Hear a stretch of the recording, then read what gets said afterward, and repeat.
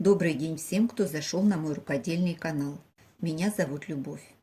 Сегодня хочу повторить авторскую сумку американского дизайнера Кейт Спейдо в стиле пэтчворк. Фото оригинала сумки, по которому я шила свое изделие.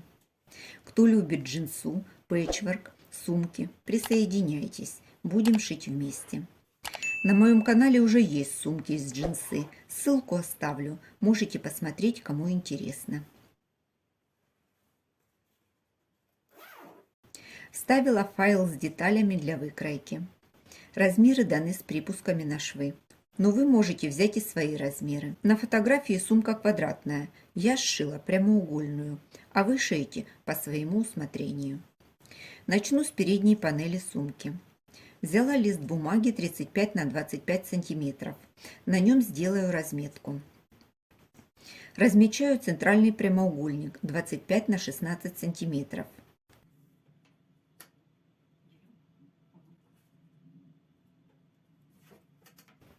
Делю его пополам.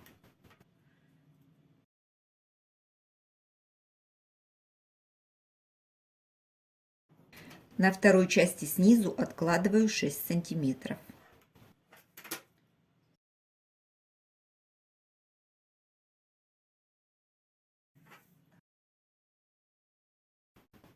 Большой прямоугольник делю пополам и к центру откладываю 13 сантиметров.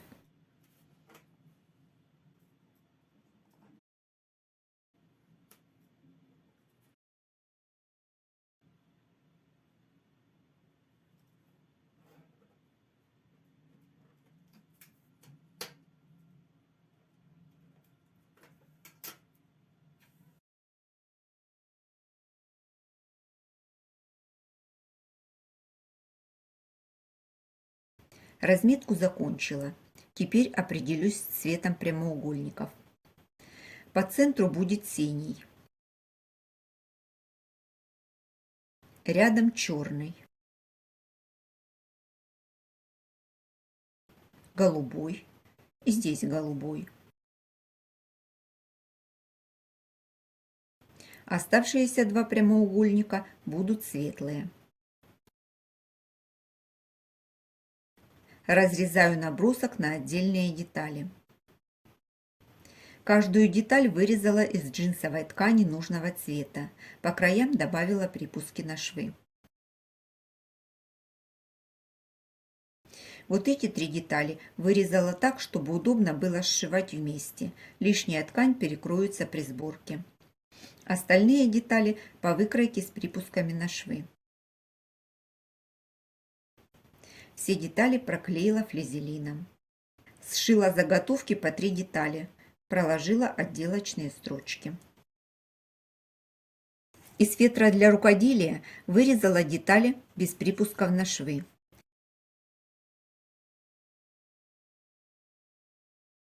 Соединять их между собой буду при помощи клеевой паутинки.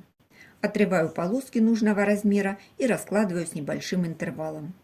Сверху кладу детали с фетра и приклеиваю горячим утюгом.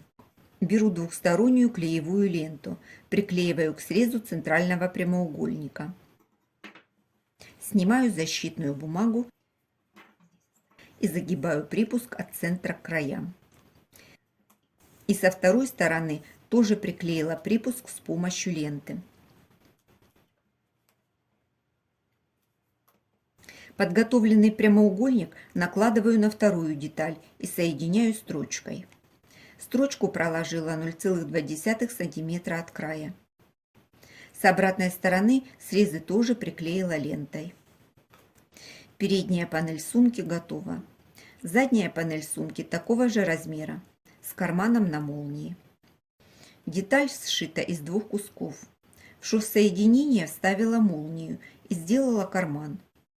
Мешковину кармана проклеила флизелином. Размер входа в карман 20 см. Вся деталь проклеена флизелином в 2 слоя. 2 боковые детали тоже проклеены флизелином в 2 слоя.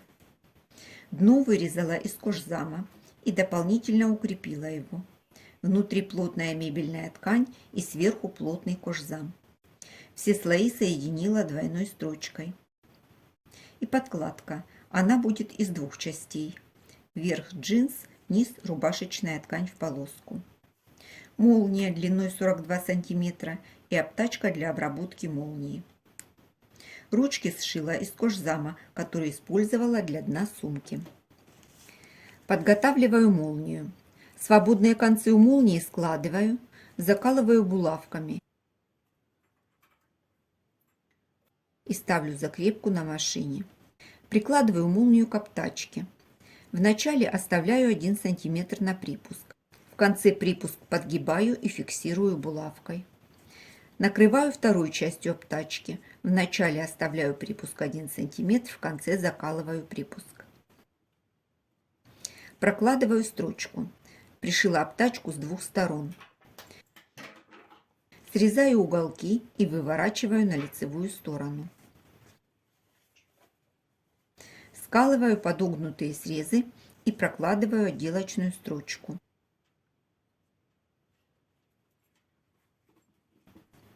Молния готова. Свободный край молнии обработала джинсовой тканью. Боковые детали складываю пополам и прокладываю строчку как можно ближе к краю. Затем соединяю с основными деталями. Начинаю с самого верха, внизу дохожу до припуска и ставлю закрепку. Соединила все детали в кольцо. Внизу остался припуск, и к нему буду пришивать дно сумки. Соединяю дно с одной стороной, затем с другой. Строчку прокладываю от припуска до припуска. Проложила строчку. Теперь соединяю боковые части дна и сумки.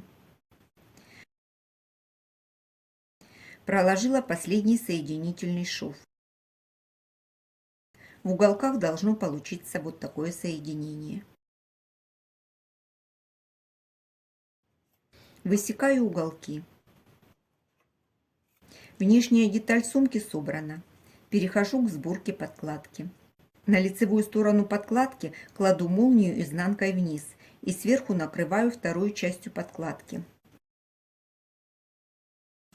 Совмещаю середины и фиксирую зажимами. Прокладываю строчку. Припуски заутюжила на сторону джинсовой ткани и с лицевой стороны проложила отделочную строчку. При желании ширину обтачки молнии можно уменьшить. У меня в готовом виде 10 см. Можно вместо молнии вставить магнитную кнопку на джинсовую деталь подкладки и еще как вариант вшить молнию в верхний срез сумки без обтачки. На одной из сторон подкладки добавила накладной карман на 2 отделения. Складываю подкладку лицом внутрь. Фиксирую боковые швы.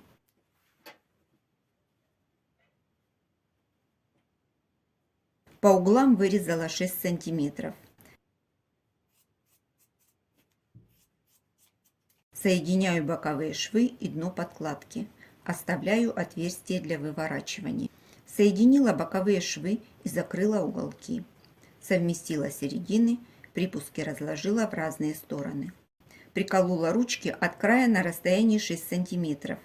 Закреплю строчкой. Беру наружную часть сумки и подкладку. Кладу так, чтобы карманы были на противоположных сторонах. Соединяю сначала боковые швы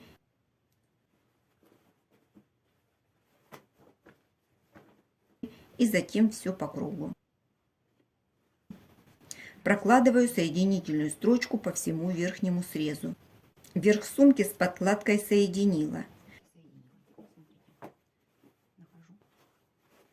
Теперь беру уголки подкладки и соединяю с боковой частью дна, совмещая середины. Соединила подкладку с основной деталью. Теперь она будет надежно закреплена с дном. Через заставленное отверстие выворачиваю сумку на лицевую сторону. Отверстие зашью на машине. Выправляю все швы и с лицевой стороны прокладываю отделочную строчку. Эта строчка дополнительно закрепит ручки и подкладку сумки. Сделала влажно-тепловую обработку всех швов. Сумка готова. Я показала, как вижу эту сумку я. Каждая мастерица может внести изменения, добавить что-то свое. Пишите в комментариях, как вам мой вариант сумки. Нравится ли вам идея повторения авторских сумок. А я на этом с вами буду прощаться. До встречи в новых видео.